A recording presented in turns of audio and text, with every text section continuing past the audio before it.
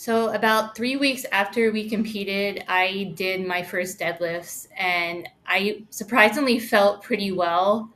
My glute hamstring didn't feel terrible, and I was pleased with getting up to, I think it was like 308 plus bands this day.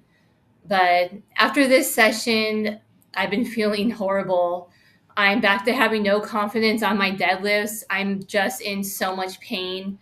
I don't know exactly what's going on, but it's been a year and a half, and I've never had an injury last this long. I don't really know what to do at this point, but as soon as I would touch the bar and get into position, my injured area was just killing me. I tried to push through. Scott told me it's just pain, push through. And I really tried my hardest, but I could barely deadlift 135 pounds. So I've just been really going through it. My confidence is down.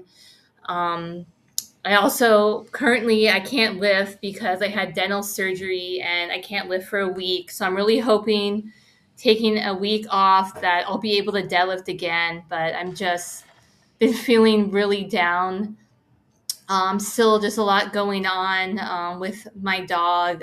She had another syncope episode, passed out at 3 o'clock in the morning, and it just gets my anxiety going. And it's just so traumatic seeing her just can't laying down and not moving. She's also had some stomach issues, so I just have not been sleeping at all. I also went to the doctor, and she's finally told me you have to stop with the energy drinks. At its worst, it was 3 drinks a day. I cut it down and thought that was good enough, but she's like, your kidneys aren't working at 100%. So I've been dealing with not having my energy drinks, and it's been really tough. But that's enough about me. We'll move on to Scott, and his lifts have been going really well. He kind of surprised himself at competition because just a week before the meet, he failed 500 and he was able to pull out 550 at comp. So he was really happy with that. He got to a pretty high number this day.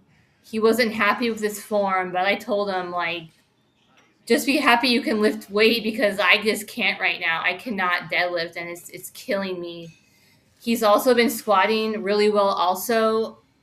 He squatted at our commercial gym and they don't let us film in there, but he got to 485, and I think that's like a PR at a commercial gym for him with the rack height not being the correct height and just like a slick platform. And then with his bench, he's been really consistent benching like 340 to 350. But he says he never feels good. He's able to push through pain. I just think that's his football mentality.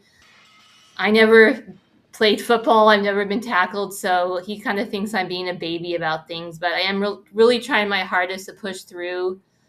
Another thing I'm doing, I kind of put all leg accessories and squats on the back burner last year, thinking that it would help rest my injured area, but that didn't help. So I'm back trying to get my squat back up to where I left off, which was a 270, 280.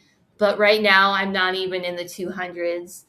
I'm still getting comfortable with high bar squat because my old low bar form, it just hurts my injured area. And with high bar, I'm able to stay more upright and it takes the pressure off that area. I just don't really have 100% confidence in my legs, and I do feel some pain, but it's just not as bad as deadlift. So I'm really hoping I can stick with my squats, and I want to get better. I don't, like I said, I don't know what's going on with my injured area. It's been a year and a half, and I just have never had an injury last this long. But I know I'll probably have to get an MRI done, and I know it's going to cost money regardless of insurance or not. And with this tooth surgery and dental implant is costing about $10,000. So I have to get this taken care of before I can focus on my glute hamstring. But you also see this is a new gym. This gym is huge. This is the most platforms we've seen at a gym in Arizona. They have an Olympic lifting area. They have a whole upstairs. So we really liked it.